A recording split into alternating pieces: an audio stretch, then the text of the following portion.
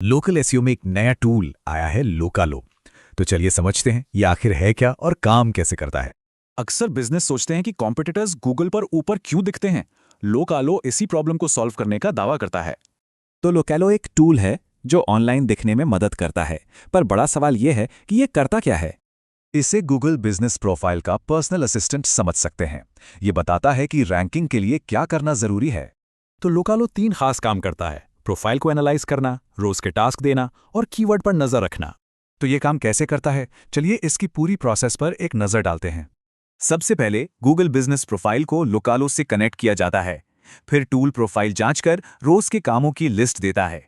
ये काम सिंपल हो सकते हैं, जैसे नई फोटोज डालना या लोकल साइटेशन बनाना, मतलब बिजनेस को ऑनलाइन लिस्ट करना। तो सवाल ये उठता है कि इस टूल से सबसे ज्यादा फायदा किसे होता है, मतलब ये किसके लिए बना है। ये छोटे बिजनेस ओनर्स के लिए बढ़िया है, साथ ही उन एजेंसीज के लिए भी जो कई क्लाइंट्स को मैनेज करती हैं। पर हर टूल की तरह इसके भी कुछ फायदे और कुछ सीमाएं हैं। चलिए दोनों पर एक नजर डालते हैं।